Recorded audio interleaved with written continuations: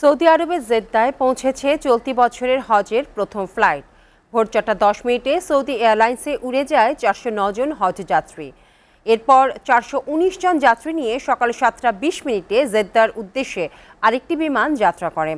হজরত শাহজালাল আন্তর্জাতিক বিমানবন্দরে হজ ফ্লাইট উদ্বোধন করে ধর্মমন্ত্রী ফরিদুল হক খান বলেন, হাজিদের সর্বোচ্চ সেবা দিতে সরকার বদ্ধপরিকর। আরও জানাচ্ছেন ইসমাইল।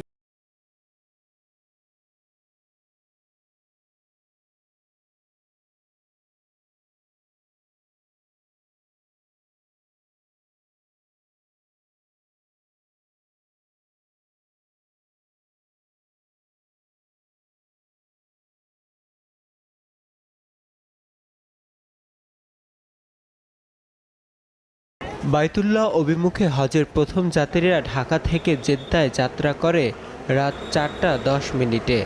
তাদের উদ্দেশ্য আল্লাহর নৈকট্য লাভ, নিজ ও দেশের কল্যাণে দোয়া করা। একমাত্র আল্লাহ তাআলার সন্তুষ্টি অর্জন করা, আল্লাহর হুকুম ফরজ আদায় করা এবং দেশবাসীর জন্য আমরা সকলের উদ্দেশ্যে শান্তি কামনা এবং আল্লাহ তাআলার দরবারে মাগফিরাত কামনা।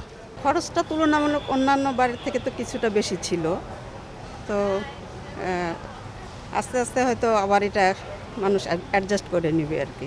বর্তমান যে আর্থিক অবস্থা তাতে এবং খাওয়ার খরচ ফেরত দেওয়া প্লাস হলো সব কিছু ম্যানেজমেন্ট করে আরও কিছু ফেরত দেওয়ার পরে যে খরচটা হয় সেইটা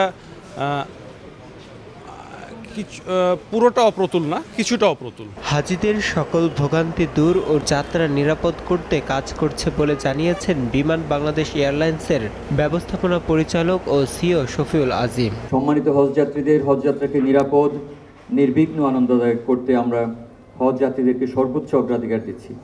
বিমান বাংলাদেশ এয়ারলাইন্সের পক্ষ থেকে আমি সম্মানিত হজযাত্রীগণকে আন্তরিক শুভেচ্ছা জানাই।